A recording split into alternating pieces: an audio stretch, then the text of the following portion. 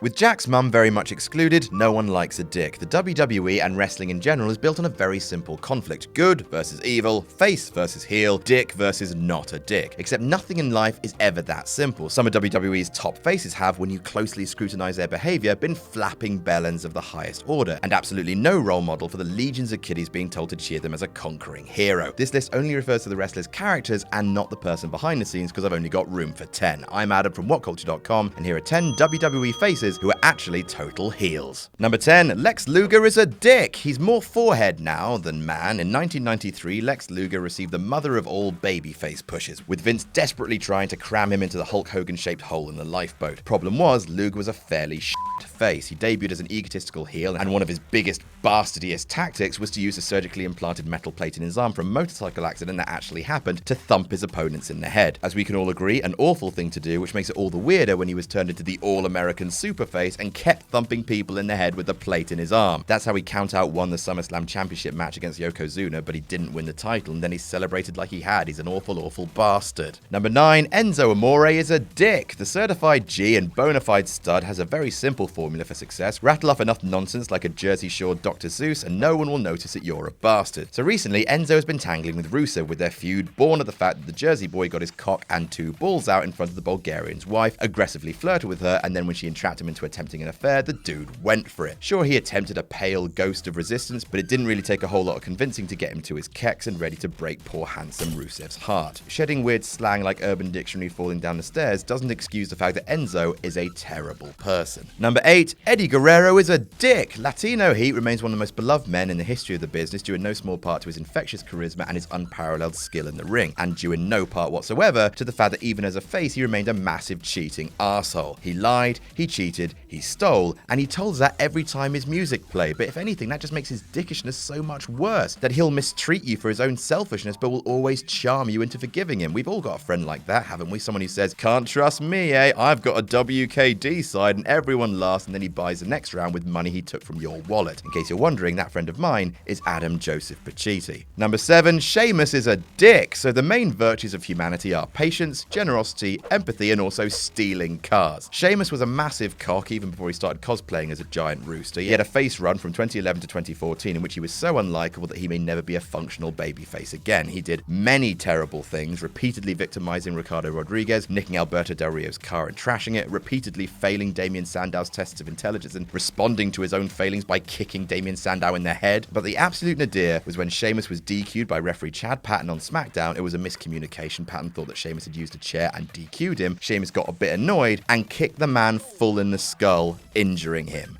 Your babyface, ladies and gentlemen. Number 6, Shawn Michaels is a dick. HBK has always been a bit of a knob. It was the fundamental building blocks of his character in the mid-90s, even as a face. Hey look, everyone would say, here comes Shawn Michaels. He seems like a bit of a dick, gyrating and dancing and generally being insufferable. Even when he graduated into Jesus Shawn, he still hadn't quite left behind his knobbing ways. One of his best feuds, the 2008 Chris Jericho feud, was kicked off by HBK being totally in the wrong, faking an injury and lying to Y2J about it, but he somehow got away with being a wonky person because he's one of the best wrestlers to have ever lived. Story of his life. Number 5, Roman Reigns is a dick. Now, I'm going to do my very best to try to get you to dislike Roman Reigns for a second. I know you're not comfortable with that, but just hear me out. There are 2 things that babyfaces just love to do in WWE: treat women who enjoy looking sexy like garbage and crash weddings. Ruru has been the subject of severe mistreatment by the faces the past 12 months, and after the happiest day of his life, he deserved a chance to celebrate marrying the ravishing Russian, only for it to end in cakey tragedy. Seriously, what kind of animal crashes someone else's wedding reception?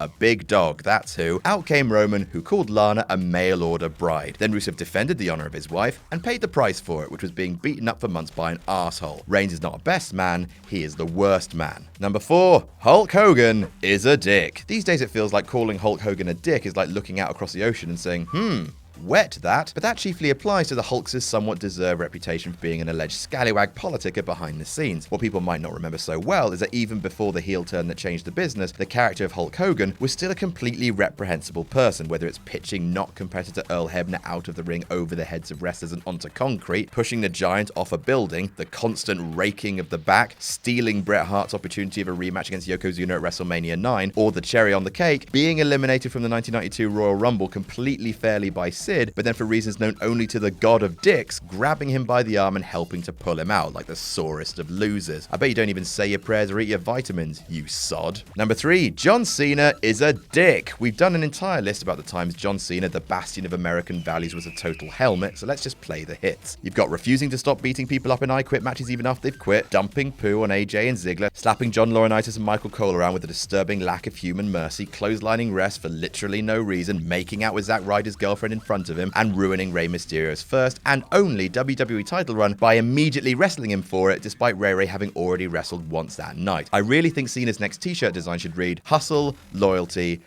you. Number 2, The Rock is a dick. Is everyone who refers to themselves in the third person an utter dickbag? Adam Blompier certainly seems to think so. The Rock is a pitch-perfect example of a total cock getting everything he's ever wanted in life by being funny. Seriously, The Rock, let's call him the cock. The cock has always been a loathsome bumhead. He's constantly arrogant. He absolutely screwed the Big Show at the 2000 Royal Rumble, and he refused to accept the fact that he actually lost. He belittles all of his colleagues constantly, and of course, he's the third babyface on this list who have treated Lana like shit, openly accusing her of infidelity in front of her poor husband. Utter Brahma bullshit. And number 1, Stone Cold Steve Austin is a dick. Well, surprise, surprise, possibly the biggest face in WWE history is also one of the very worst people to have ever lived. I mean, okay, Austin isn't that bad, but for someone who was a hero to literally everyone, he did some awful, heinous bollocks. The character is a horrible bully, stunnering women left, right, and Linda. He committed hundreds of thousands of pounds worth of property damage. He beat up a defenseless Vince in hospital and shoved a plastic tube up his ass, stunned the Tough Enough winner Andy Levine for no reason, ripped Steph's top off on live TV, called Muhammad Hassan and Davari sand people. He really did that, and the crowning glory, he made Vince McMahon beg for his life under the mistaken belief that he was about to get shot in the head with an actual gun.